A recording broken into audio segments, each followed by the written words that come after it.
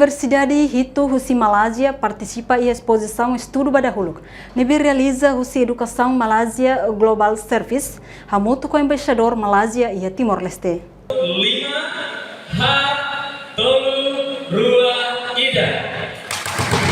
Congratulations, this is the official opening of Study Timor-Leste Education Fair, Timor-Leste 2024. Atividade exposição realiza em Timor-Leste domingo, lorong ronulu resing walu, bulan Janeiro, tina ring rua ronulu resing hat.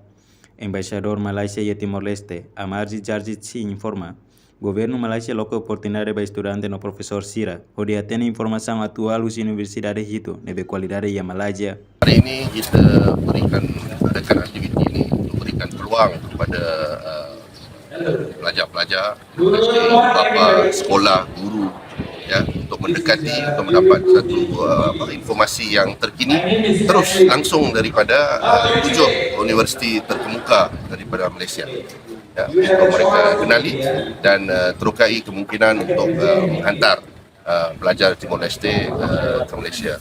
Angka pelajar Timor-Leste di Malaysia ini amat kurang sekali berbanding angka pelajar Timor-Leste di negara lain. Walhal kita ini sudah bersahabat, berkawan sudah lama, ya, dan saya kira-kira dalam 2-3 bulan ini bila sudah ada konektivitas langsung, penerbangan berjadual daripada Delhi ke Kuala Lumpur, 3 jam 30 minit sudah sampai Kuala Lumpur, sudah dekat, dan kosnya itu pun amat berpatutan sekali. Ya, so ya, kami rasa ini peluang yang baik sekali untuk Timor-Leste hantar seramai mungkin pelajar-pelajar, baik pelajar-pelajar yang tajaan sendiri, pelajar tajaan pemerintah Timor-Leste Malaysia.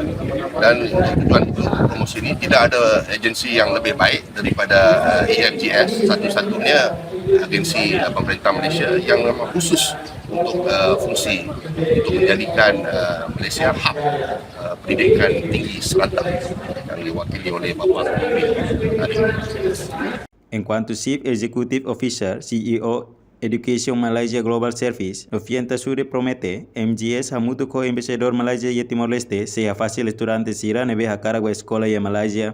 Selalunya seperti yang Pak Lubis maklumkan tadi, EMGS merupakan agensi di bawah Kementerian Pendidikan Tinggi Malaysia. Maknanya saya terus kepada Menteri Pendidikan Tinggi, di mana semua visa pelajar-pelajar antarabangsa termasuk yang datang dari Timor-Leste akan diproses oleh EMGS bersama dengan pihak imigrasi. Di dalam pejabat atau di kantor EMGS kami mempunyai 40 pegawai imigrasi yang bekerja di bawah satu bumbung. Jadi maknanya antaranya memudahkan untuk pelajar-pelajar antarabangsa untuk masuk ke belajar di Malaysia. Kadang-kadang di mana-mana pun biasa, ya. Kadang-kadang kalau pergi di luar negara, imigrasi akan tanya kamu buat apa, sampai bila, segala-gala perkara, kan. Tapi ini kami siap ada International Student Arrival Center, ISAC di bawah EMGS yang beroperasi 24/7.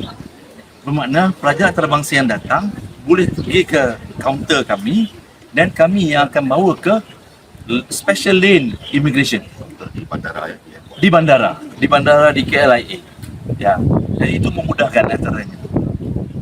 Iamos Universidade Hito Husi Malaysia nebe participa em exposição NEMAC, Universidade Asia Pacífico APU, Universidade de Gestão no Ciência MSU, Universidade Taylor, Universidade Nasional Malaysia UKM, Universidade da Malaysia Sabah, inclui Universidade Tunku Abdul Rahman Uttar.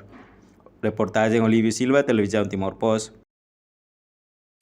Janela informação ba emohoto, atau tem informação atual dia kliu, kita haluha, haneham botão subscribe, like, halo comentário, no fahe tutang ba media sosial hotu.